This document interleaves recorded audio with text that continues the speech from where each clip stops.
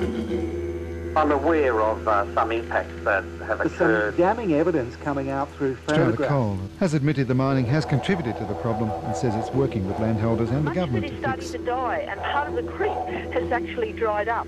And that occurred when the mining operation... Given that it has already happened, we're hearing that those cracks have already occurred and the effects have already been felt. What can be done now to remedy the situation? In the state in relation to our resources. No way should open cuts have been allowed within 30 metres of that riverbank. Mining company that makes millions of dollars profit should be willing to do the right thing. Mining resources of this state are driving the economy.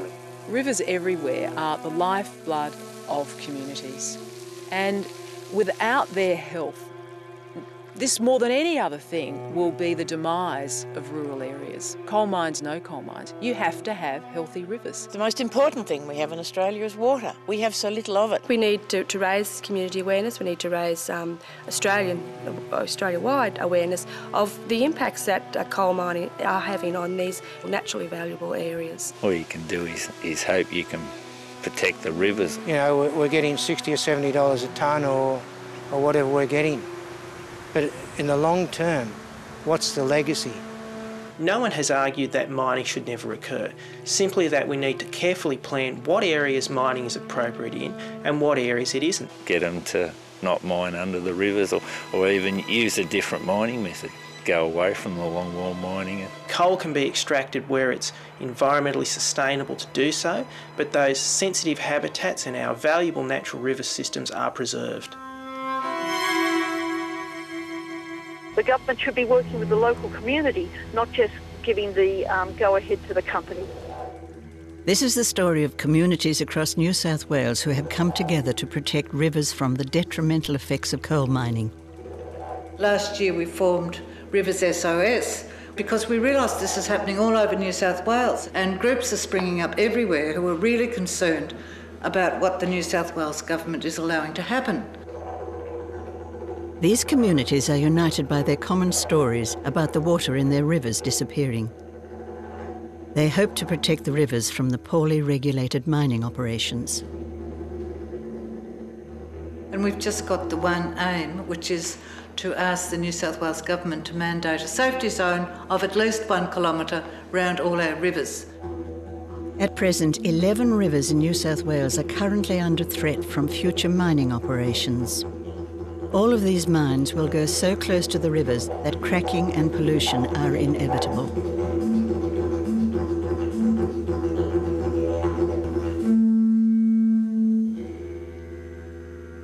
Three generations of the Williams family have lived on the Cataract River. Mike Williams has seen firsthand the damage done by mining. In the mid-1990s, their beloved river turned red. It was brought to my notice by my nephew, Rick Williams, who raced up. He said, "Uncle Mike, our fishing hole's gone." And this seemed to just happen overnight. And there was just dead fish, all species, Murray cod, catfish, eel-tail catfish, silver perch, spiny-back lobsters, just all dead on the sunburnt rocks down there.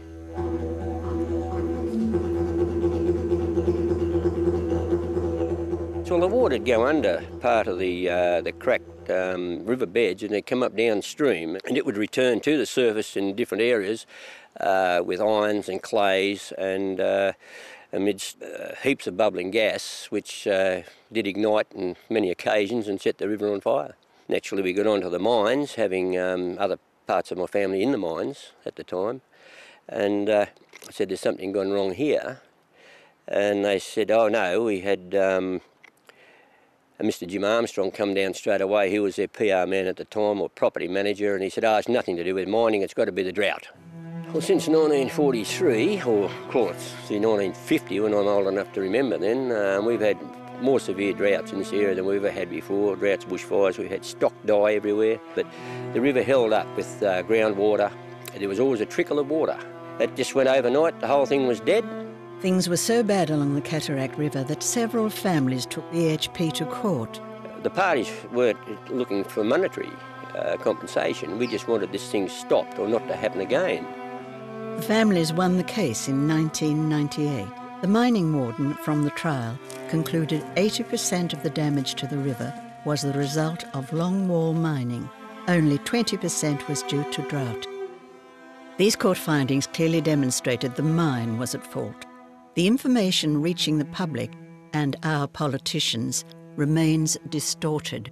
The studies that I have available suggest that mining has not been the most significant impact upon the health of some of our streams, and in fact the one on the Cataract River some time back suggested that in fact the major impact was things like agricultural runoff, lower environmental flows rather than mining, and in fact made it clear that mining wasn't a major source of any of the difficulties of the stream. In actual fact, the cataract relies on 1.7 megalitres of water per day being pumped down the river. These current flow releases are not enough to keep the river flowing or maintain acceptable water quality.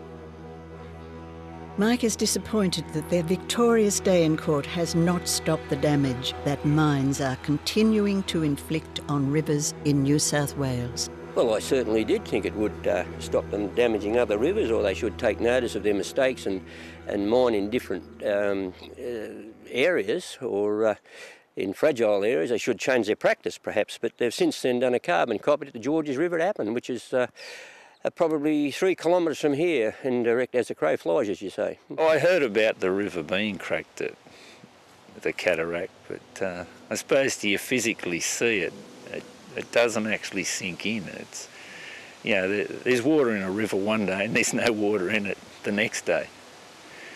And that's when it really sinks home that, you know, the effects that longwall mining actually does.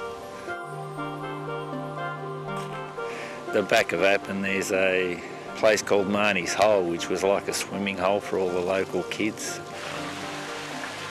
Just over there you can see all the new exposed sandstone.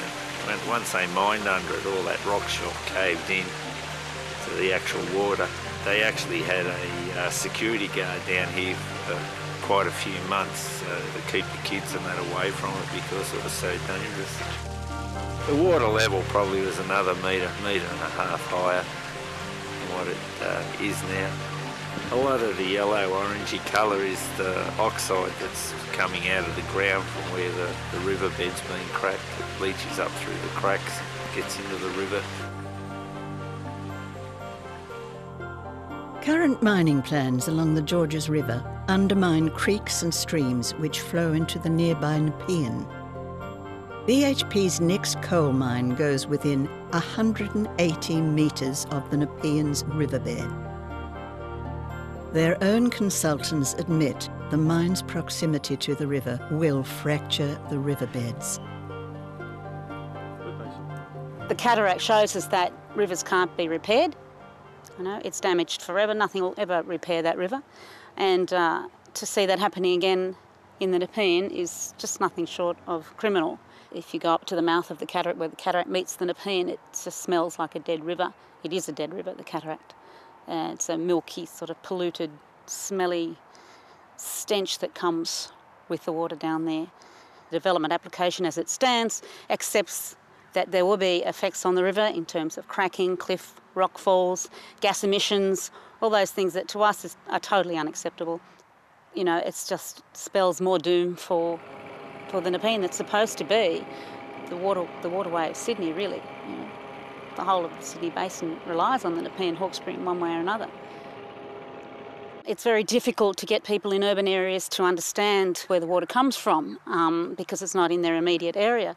But yes, if they only realise that the water that, you know, they're having restrictions that they don't like, and the water that goes into our rivers to make up for the loss from mining companies is coming from their dams.